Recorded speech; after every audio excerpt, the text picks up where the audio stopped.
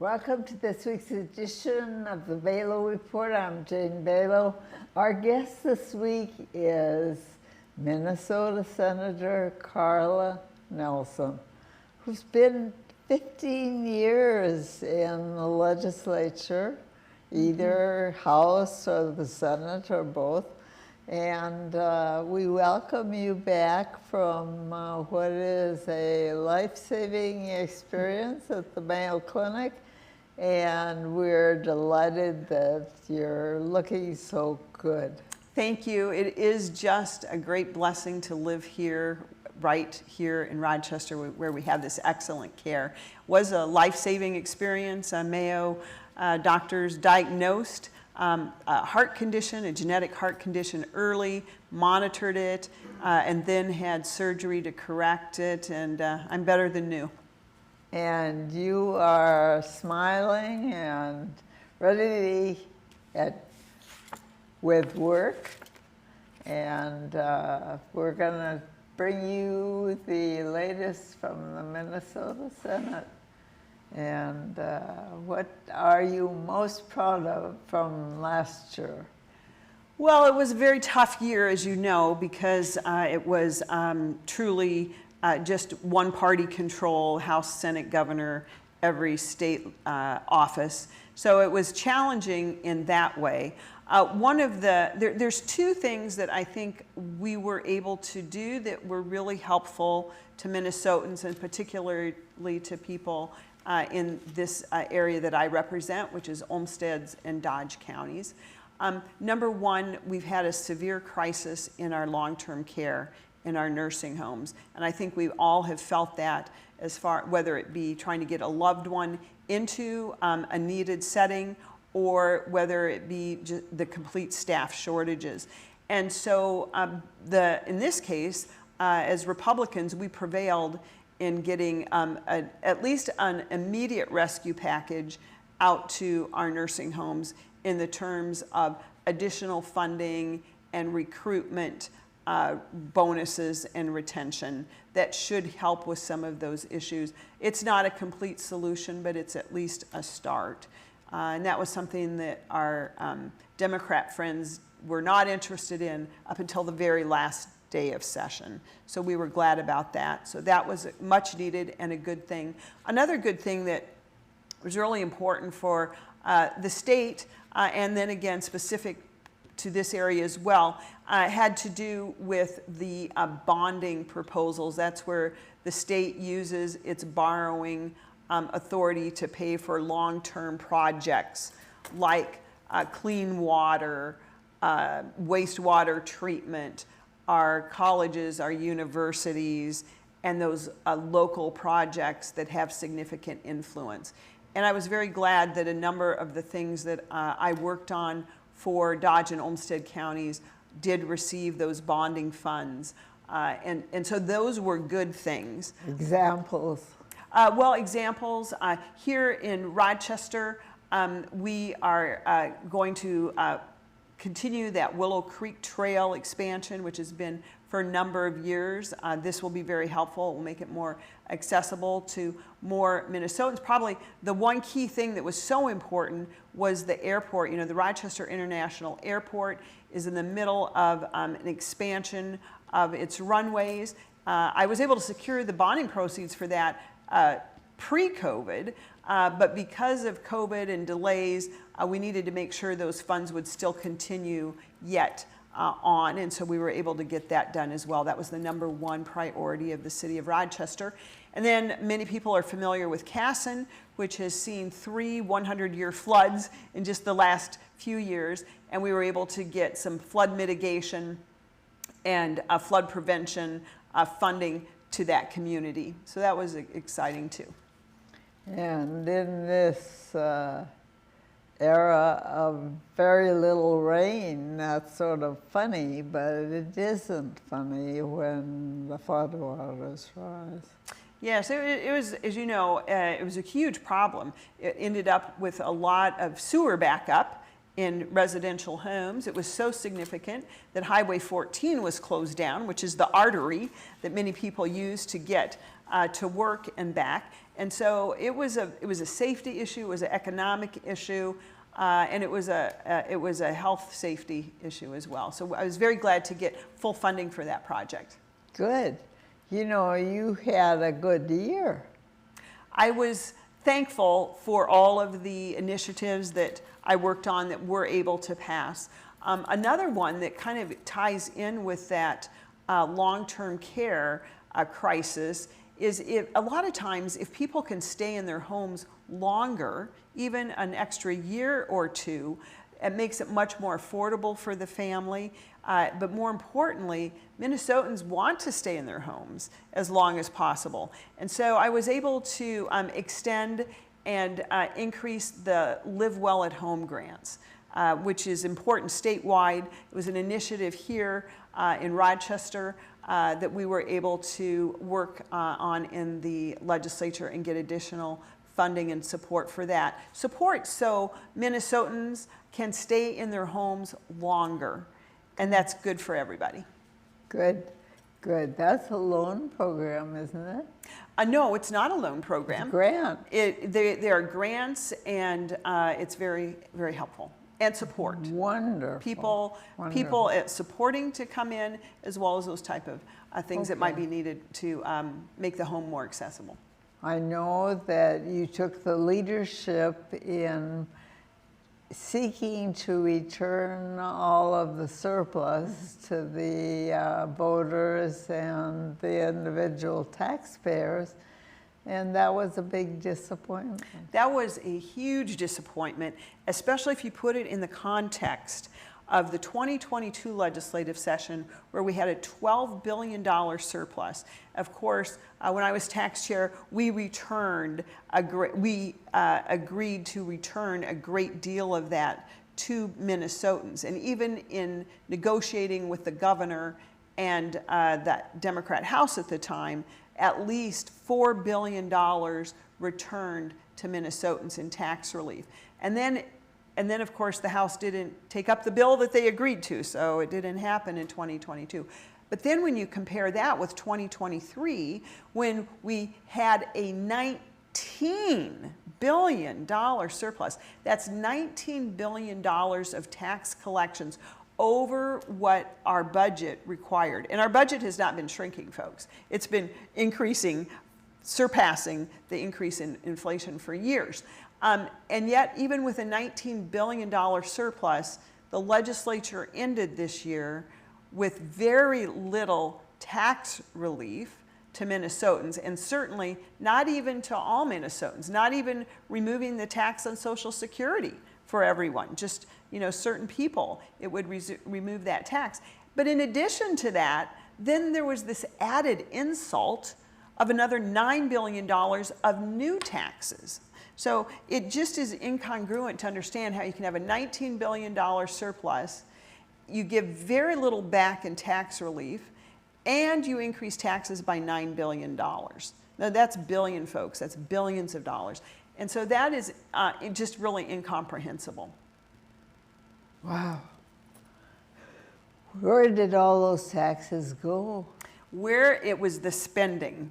There was, I think, this pent-up demand for spending, is what our Democrat friends would say, is that we just haven't been spending enough, and we need to grow more government programs, and we need to spend more on government programs, and we need to subsidize more.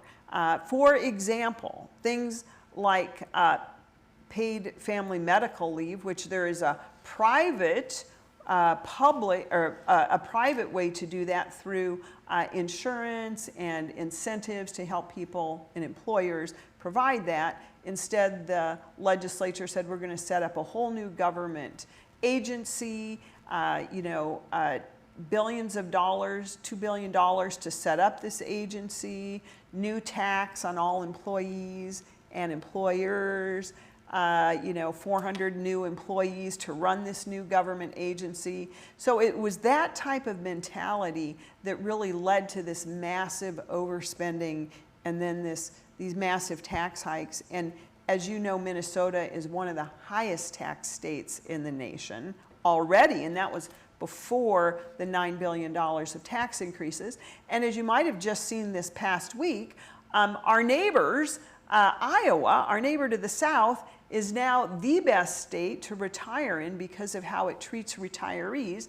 And South Dakota, which was number one, is now number two in good places to retire. And I think it's short-sighted for Minnesota leaders to think that we can continue to retain and attract new businesses and keep Minnesotans here when we continue to overtax far beyond what is the average mean for other states.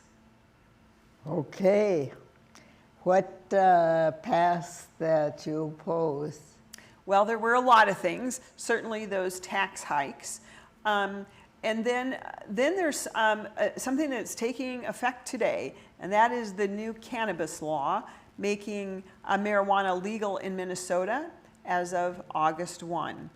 And while there's a lot of perhaps reasons to look at that, this proposal was really half-baked in that it didn't have good give and take, it didn't have compromise. And again, it's one of these big government growing programs where, again, there's a whole new government agency, 200 new employees, and 10% tax on cannabis, which will likely make it not dry up the black market, which was one of the reasons they wanted to make it legal, but there's a 10% tax. And then there's just a lot of holes in the legislation. One of the most recently revealed was that, cannabis is legal on city sidewalks and parks, and unless local units of government come in and make ordinances against it, as many are doing, including Rochester. And then, of course, there was this gaping hole about youth.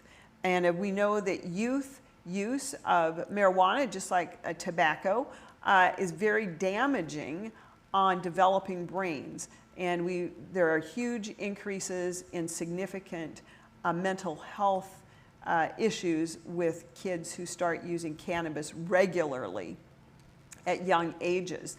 And the current law was not clear at all. In fact, it removed the penalty for underage use of marijuana.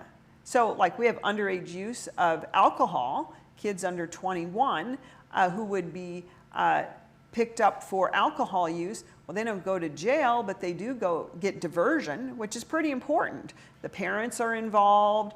There's often some community work, some social work to try and help these young kids not get involved with these addictive substances at such young ages. And that penalty was removed in the new cannabis law. Wow. So there's a lot left to do. I think next year is going to be the fix-it session. There's many places, whether it be the paid family medical leave, the current tax is not going to be enough to pay for the benefits promised. There's going to be work to do on that. There's certainly the new cannabis law that has a number of gaping holes in it that will need to be fixed. So I look at next year as the fix-it session. This year was kind of the extreme session, where every issue was brought up and taken to the extreme. My hope is that we'll see some moderation next year, but you've got the same people in the desks casting votes, so it really depends on Minnesotans voicing their concerns to their elected legislators about what they want to see. Okay, what would you fix first? Oh, next section. That is a great question. Well, on a very broad scale, I think the big problem is that we are encouraging economic producers to leave our state by, as I mentioned, that high tax climate, anti-business climate, anti-job provider climate, and it's just a mathematical unsustainability if people with wealth who pay the most taxes continue to leave our state, and people who we become a refuge for people who like and want more big government services. So I think that is a challenge. It's a mathematical challenge, and I just don't know if we are balanced yet. Minnesota has always been a state that cares for its people. We offer some of the best, most generous welfare in the nation, and we support our youth, particularly our youngest learners, and so we've always done that. And our middle-class families, our tax system is one of the most progressive tax systems in the nation, so that, and that's where we're just out of balance, and I think it's unsustainable. When is the next election? Well, the House will be up for election in 2024, all House members, and all Senate members will be up for election in 2026. And as you might remember, I've long called for staggered Senate terms. So half of the Senate is up every 2 years, just like in the House. They're still 4-year terms, 4-year terms, 4-year term, 2-year term to redistricting for half the senators. The other half of the senators would have a 2-year term, 4-year term, 4-year term redistricting. And that is one of the challenges, quite frankly, is there will be no senators on the ballot in 2024. Okay. All right. How about schools? Oh, the schools are quite an interesting question about what happened this legislative session. And as you know, Jane, I'm a former teacher and very supportive of education. It is the great equalizer. But what happened with our schools is, again, a little bit incongruent. You can't really think how this went together, but it did in this session. So there was historic funding increases, and of course there are fewer students in our schools now, largely because of declining birth rates over the last decade or so. So fewer students, increasing funding, increased funding levels. However, there's two problems. One, our kids are having more needs, and we're not seeing the particularly literacy that kids need. They need to be able to read well by grade 3.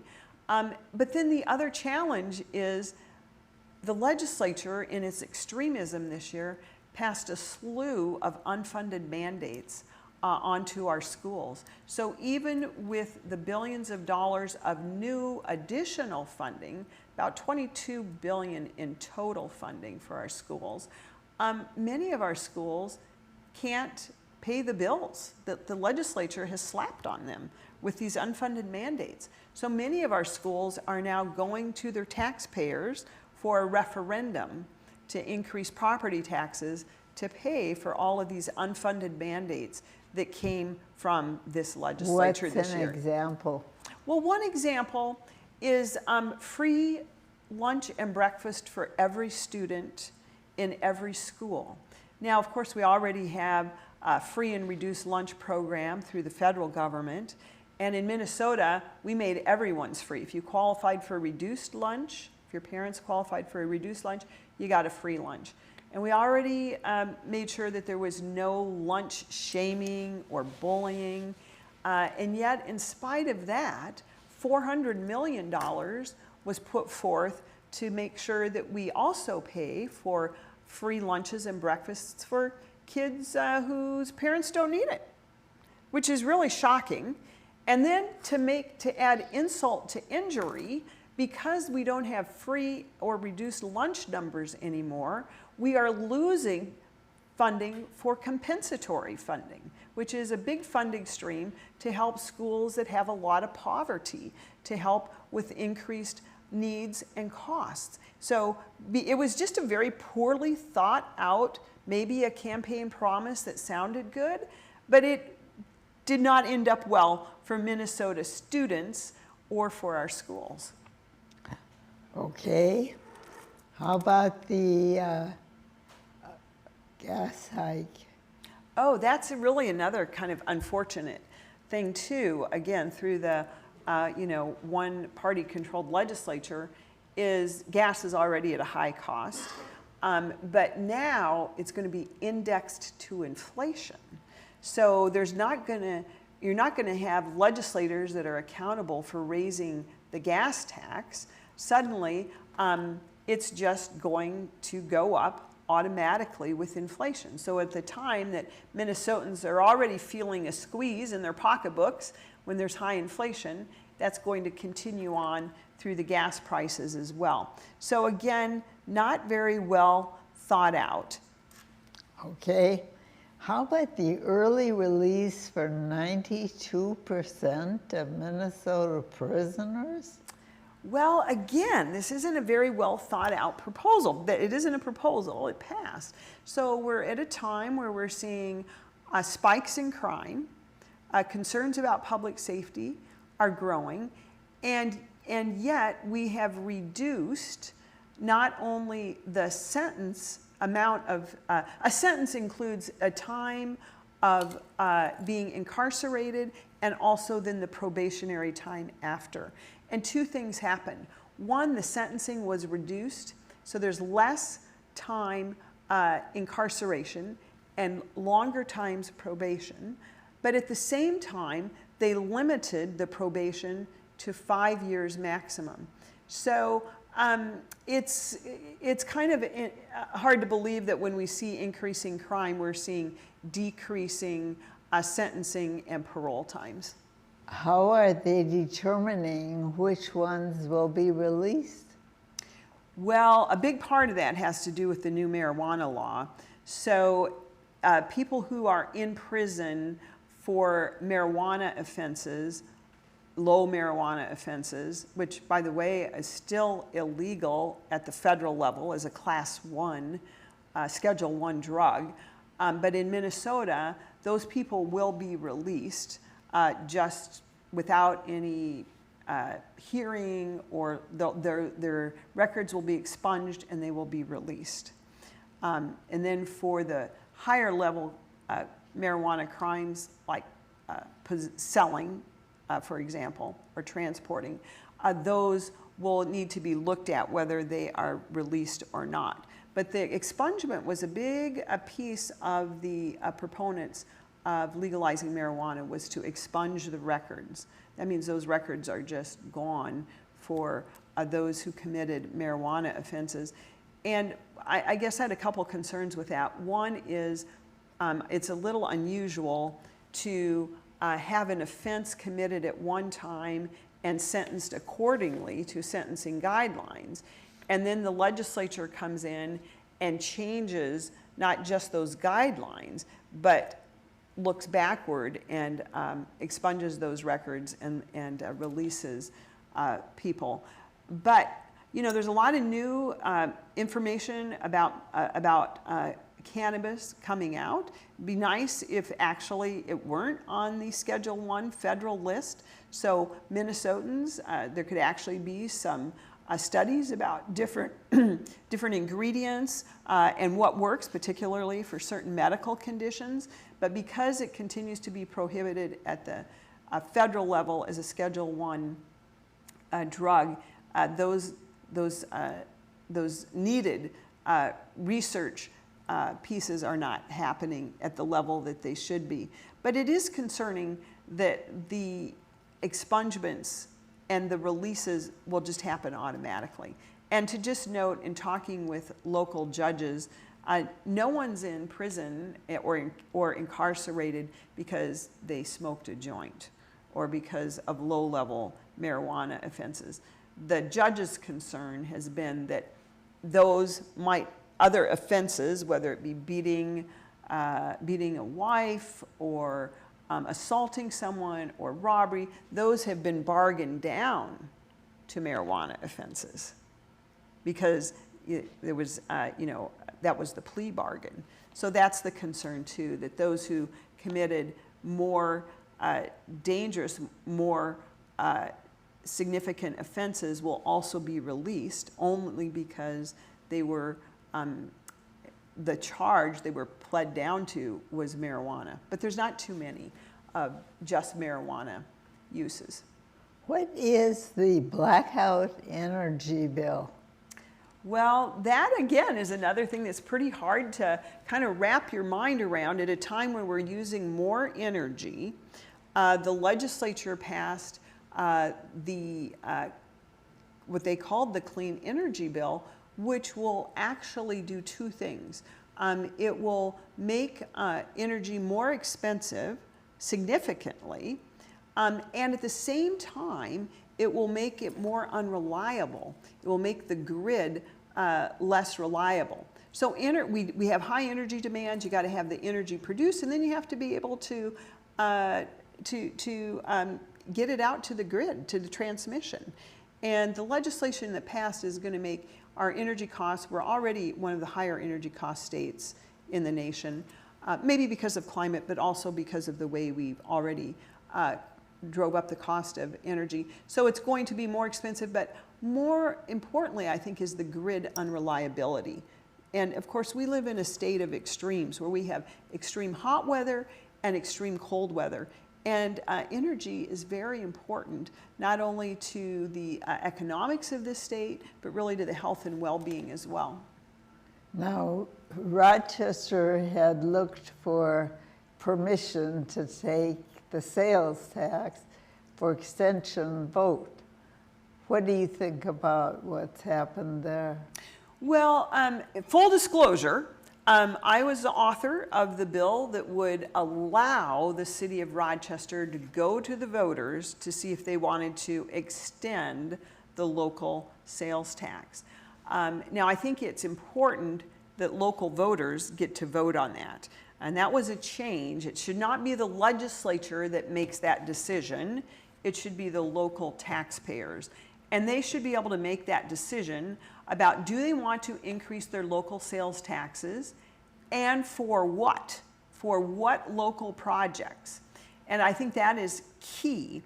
And I believe that Minnesotans, specifically when we talk about local sales taxes like here in Rochester, should have a voice, and they should be able to vote on that. Also, full disclosure, I believe that Rochester as a regional center and other regional centers, I think the local sales tax is a way to help pay for those additional expenses that a regional center has, like additional transportation costs, road use. For example, maybe used to be 30,000 people drove in a day to work. We're not so sure that's true anymore with the post remote work era. But we have a lot of traffic that comes into Rochester that does not pay for the use of roads and bridges, and the local sales tax would allow for that. And that would be paid for by people who come here.